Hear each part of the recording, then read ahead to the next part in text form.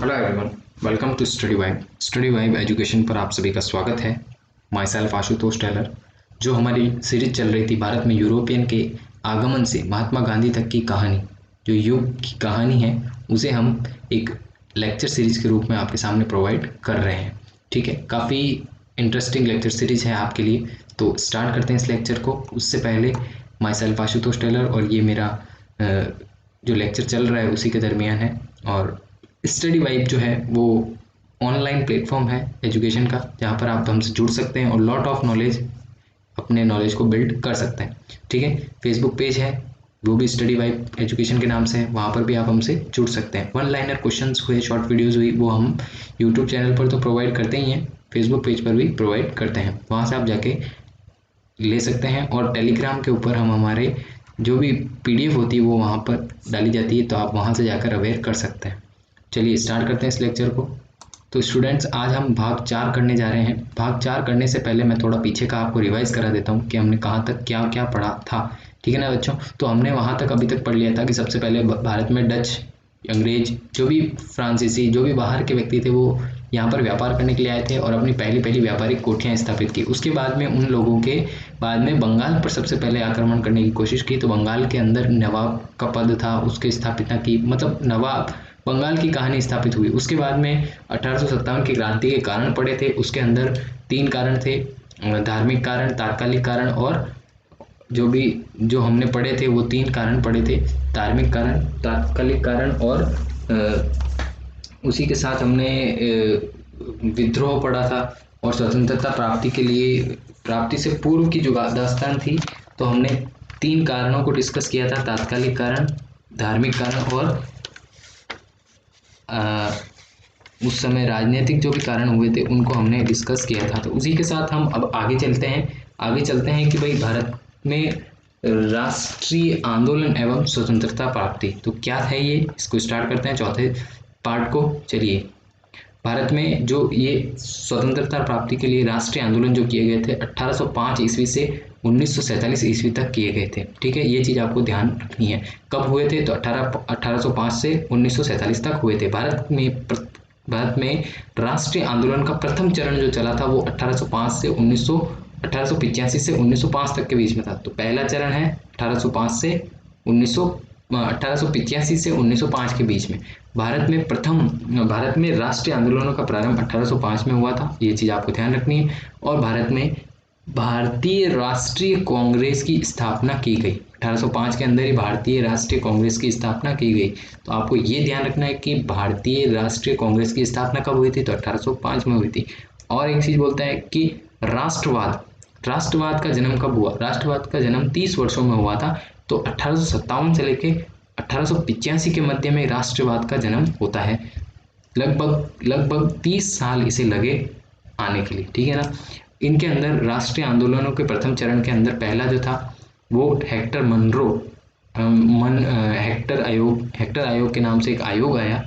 उस आयोग में ये कहा गया कि 1885 में, अब बीच में जो लिखे हुए हैं लॉर्ड रिपन है, ये उस समय गवर्नर जनरल या फिर जो भी थे वो थे, तो वाइसराय थे, गवर्नर जनरल थे। तो ये इन्होंने क्या किया था? प्राथमिक शिक्षा पर जोर दिया था। ठीक है ना? प्राथमिक शिक्षा पर जोर दिया था कि बेसिक रूप से भारत में प्राथमिक एजुकेशन को बढ़ावा दिया जाए, इस तरह की बात कही गई थी। प्राथमिक आयोग, प्राथमिक शिक्षा के लिए। ठीक है ना? कब आया था? 1882 में आया था। किसके समय आया था? लॉर्ड रिपन के समय आया था। बहुत ही अच्छा समय नहीं कह सकते, पर बहुत बुरा भी समय नहीं बोल सकते लॉर्ड रिपन का। ठीक है ना?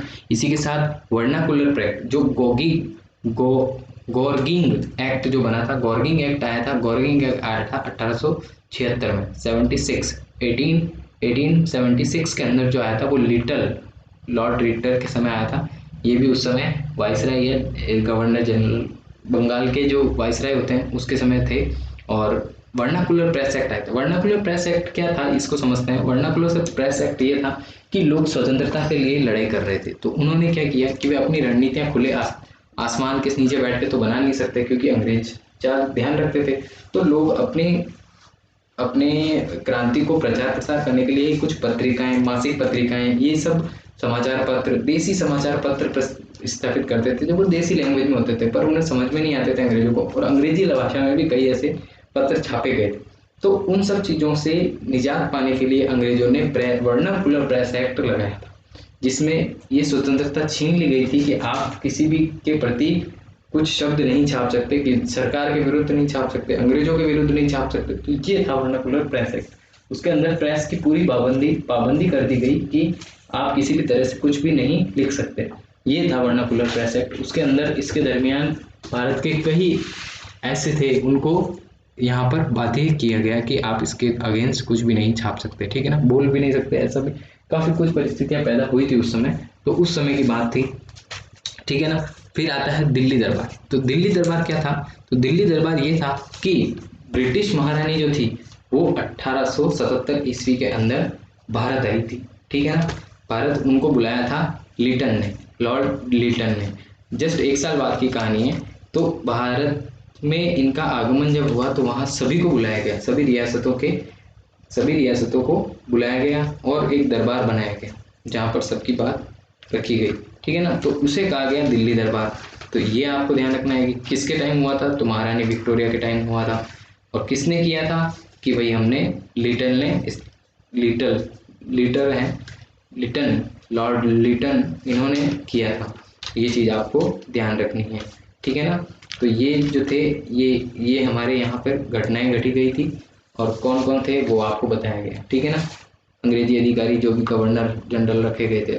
अब ये बोलता है कि कांग्रेस की स्थापना क्यों करी गई थी, इसका सबसे पहले आपको पॉइंट आउट होना जरूरी है। कांग्रेस की स्थापना ये करी गई थी अंग्रेजों के अत्याचारों शोषण को देखते हुए, अंग्रेजों के अत्याचारों और शोषण को, और कुछ कह सकते हैं कि ये स्कीम लगाई गई सोशल करने के लिए कि लोगों का अच्छा किया जाए, तो उसके लिए ये आयोग बनाए गए थे, ठीक है ना। राजनीतिक गठन किया गया, कांग्रेस की स्थापना की। कांग्रेस एक्चुअल में था तो अंग्रेजों के लिए कि आओ बैठो मीटिंग करो, और उसका कोई बड़ा मकसद नहीं था, अंग्रेजों की तरफ से ही था। तो अंग्रेज आते बैठते, चाहे गप्पे शप्पे लगाते और चले जाते, ठीक है ना। सिर्फ वार्तालाप के लिए ही बनाया गया था। वास्तव में इसका महत्व और कुछ था, पर अभी इसका महत्व कुछ और बताया गया है। पूर्व में क्या हुआ था?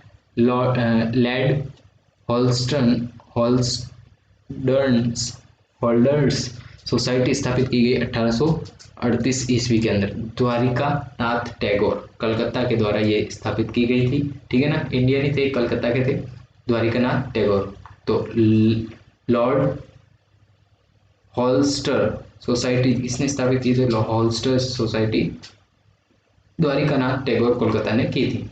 इंडियन लीग की स्थापना की गई थी शिरीष कुमार घोष ने कलकत्ता के थे, उन्होंने इंडियन लीग की स्थापना की थी 1875 में, ठीक है ना। ये चीज़ आपको सन थोड़ा सा याद रखना पड़ेगा। इंडियन लीग की स्थापना की थी इंडियन एसोसिएशन ऑफ कलकत्ता तो 1876 के अंदर सुरेश नाथ बनर्जी ने करी थी इसकी स्थापना, ठीक है ना। अध्यक्ष रहे थे उस समय, स्थापना की थी इंडियन एसोसिएशन ऑफ कलकत्ता। आपको तीनों लाइन से लिखे हुए हैं 1876 के अंदर, ठीक है ना। लंदन इंडियन सोसाइटी की स्थापना की थी 1865 के अंदर। दादा भाई नेहरू, बहुत ही क्रांतिकारी थे दादा भाई नेहरू, उन्होंने की थी। Grand old man of India, इनको दादा भाई नेहरू को क्या बोला जाता था? Grand old man of India भी कहा गया, इसी के अंदर कहा गया, ठीक है ना। लंदन सोसाइटी को बोला गया राष्ट्रीय आय की गणना जो की थी वो भी दादा भाई नेहरू ने इस समय की थी, ठीक है ना। The purity and un British rule of India, एक बुक है इनकी दादा भाई नेहरू की, तो वो लिखी गई इनके द्वारा। द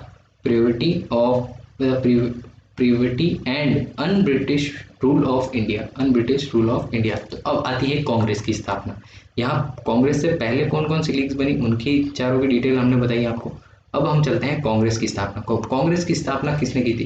तो ये भी एक अंग्रेज अधिकारी था, एओ हुम ने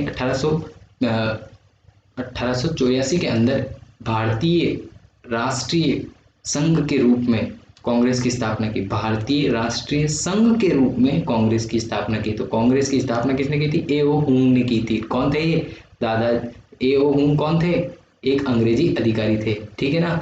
इसका नाम परिवर्तन, पहले जो नाम रखा था कांग्रेस का वो रखा था भारतीय राष्ट्रीय संघ, ठीक है ना। भारतीय राष्ट्रीय संघ इसका नाम रखा था, ये चीज आपको ध्यान रहनी चाहिए। अब उन्होंने नाम दादा भाई नेहरू जी ने 1885 के अंदर इसका नाम बदल के कांग्रेस रख दिया, ठीक है ना, कांग्रेस रख दिया। कांग्रेस का काम क्या था कि मीटिंग इस तरह से की जाए कि अंग्रेजों के अत्याचारों का दमन हो रहा है या फिर लोगों के ऊपर जो भी अत्याचार हो रहा है उसको सुना जाए, इसके लिए की गई थी। तो इन्होंने कम से कम 12 अधिवेशन किए कांग्रेस के। तो यहाँ से क्वेश्चन 2-3 बनते हैं बहुत अच्छे कि 12 अधिवेशन टोटल कांग्रेस के हुए हैं। तो मैं कांग्रेस के अधिवेशन के साथ में चलता हूँ। तो आज हम कांग्रेस के सारे अधिवेशन कर लेंगे 12, और कल हम जो अगला लेक्चर होगा उसे आपके सामने प्रस्तुत करेंगे। पहला जो अधिवेशन हुआ था तो 1885 से कहानी स्टार्ट होती है, तो आपको कंटिन्यू ध्यान रखना है कौन सा अधिवेशन कब होता है। तो 1885 के अंदर सबसे पहला अधिवेशन हुआ था, तो वो अधिवेशन हुआ था, स्थान यहाँ पर बताया गया है मुंबई के अंदर, गोकुल दास तेजपाल संस्कृत महाविद्यालय, गोकुल दास तेजपाल संस्कृत महाविद्यालय मुंबई। तो आपको ये ध्यान रखना है कि कहाँ हुआ था, कि मुंबई में हुआ था, ठीक है ना। पहला अधिवेशन कहाँ हुआ, मुंबई में हुआ। अंतिम अधिवेशन कहाँ हुआ, कि अंतिम अधिवेशन एक गांव के अंदर हुआ। जब वो आएगा तो मैं उसका डिस्कशन आपके साथ करूंगा कि पहला और अंतिम आपको याद रखना बहुत जरूरी है, ठीक है ना। पहला अधिवेशन 1885 के अंदर हुआ था, 28 अगस्त 1885। आपको ये बात भूलनी नहीं है कि पहला अधिवेशन कब हुआ था। पहला अधिवेशन 1885 के अंदर हुआ। और कांग्रेस के बाद में दूसरा, इसमें व्योम व्योम व्योम व्योमेश चंद्र बनर्जी, व्योमेश चंद्र बनर्जी जो थे वो अध्यक्षता की थी। तो यहाँ पर अध्यक्षता लिखी हुई है, इसमें तीनों में फॉर्मेट में बता देता हूँ। अध्यक्षता लिखी गई है, साथ में उसका स्थान लिखा गया है, डेट लिखी गई और उसके साथ में उसका अध्यक्ष लिखा गया है। ये तीनों चीजें आपको हर एक की मिल जाएगी, इसी के अंदर मैंने आपको प्रोवाइड की है, ठीक है ना। आगे देखते हैं, अगला द्वितीय जो अधिवेशन हुआ था वो कलकत्ता के अंदर हुआ था। और इसमें एक क्वेश्चन होता है कि महात्मा गांधी ने कब पार्टिसिपेंट लिया था, तो आपको वो चीज़ ध्यान रखनी है। इसमें ये क्वेश्चन भी बनता है, एक दो क्वेश्चन और बनते हैं कि जवाहरलाल नेहरू ने कब लिया था, तो ये मैं आपको आगे आने वाले में बता दूंगा, ठीक है ना। इसमें एक चीज़ थी कि पहले अधिवेशन के अंदर, मैं एक चीज़ आपको बताना भूल रहा हूँ यहाँ पर शायद, पहले अधिवेशन के अंदर, अच्छा हाँ ठीक है, पहला अधिवेशन हो गया 1805 के अंदर। 1805 के अंदर गोकुल दास तेजपाल संस्कृत महाविद्यालय के अंदर हुआ था, ये आपको ध्यान रखना है। तो यहाँ पर जो थे एओ हुम ने स्थापित की थी, ये आपको याद रखने की जरूरत है। यहाँ तक का पूरा आपको विस्तार से समझ में आ गया, ठीक है ना। और प्रथम अधिवेशन के अंदर एक चीज मैं नोट करने, बार बार मैं भूल रहा था, बताना था, इसमें जो सदस्य आए थे प्रथम अधिवेशन के अंदर, जो सदस्य थे वो कितने थे। प्रथम अधिवेशन के अंदर 72 सदस्य मेंबर्स ने पार्टिसिपेट लिया था। 72 मेंबर्स ने यहाँ पर क्या किया था, पार्टिसिपेट लिया था, ठीक है ना। कांग्रेस का राष्ट्रपिता अगर किसे कहा जाता है तो वो एओ हुम है, ये मैं आपको ऊपर वहां पर डिटेल में कर देता हूँ। भारत का कांग्रेस का राष्ट्रीय कांग्रेस का पिता कहा जाता है, राष्ट्रीय कांग्रेस का पिता, राष्ट्रीय कांग्रेस का पिता, राष्ट्रीय कांग्रेस का पिता कहा जाता है एओ हुम को, ठीक है ना। यहाँ तक का लेक्चर आपको समझ में आया होगा। आगे चलते हैं। द्वितीय अधिवेशन जो था 65 में हुआ था, सॉरी 1886 के अंदर हुआ था द्वितीय अधिवेशन। द्वितीय अधिवेशन कलकत्ता के अंदर हुआ था। दादा भाई नेरोजी ने यहाँ पर क्या की थी, अध्यक्षता की थी। और प्रथम फारसी अध्यक्ष रहे थे, प्रथम फारसी अधिकारी अध्यक्ष रहे थे दादा भाई नेरोजी, ठीक है ना। तो कांग्रेस का यहाँ पर 1885 के अंदर जो अधिवेशन हुआ था पहला वाला, उसमें उदारवाद, गुटता ऐसे शब्द को प्रयोग किया गया था कि गुटता का प्रभाव पड़ता है, कांग्रेस की स्थापना होती है। तो उदारवाद और गुटता की जो डिस्कशन किया गया था वो 1885 के अंदर स्थापना के बाद किया गया था, ये भी चीज़ आपको ध्यान रखनी है। तो उदारवाद के प्रमुख नेता जो थे वो थे दादा भाई नेहरू जी, सुरेश नाथ बनर्जी जो जिन्होंने अभी मैंने उसका जिक्र किया था, ठीक है ना। और उनके साथ में फिरोज शाह मेहता, ऐसे कई नेताओं के नाम थे जो उदारवादी के रूप प्रमुख नेता थे, ठीक है ना। तो आगे चलते हैं। अगला अधिवेशन जो था द्वितीय दादा भाई नेहरू ने किया था, ठीक है। अगला दूसरा अधिवेशन आपको याद हो गया होगा। तीसरा अधिवेशन है 1984 में मद्रास में हुआ था। कहाँ हुआ था, मद्रास में हुआ। डेट पहले फाइनल हो गई थी, हुआ बाद में था, ठीक है ना। तो अधिवेशन तीसरा अधिवेशन जो था वो किनके यहाँ हुआ, तीसरा अधिवेशन हुआ था वो हुआ था 1884 के अंदर। द्वितीय चरण जो था वो, अच्छा सॉरी वो बाद में आएगा द्वितीय चरण। तो बदरुद्दीन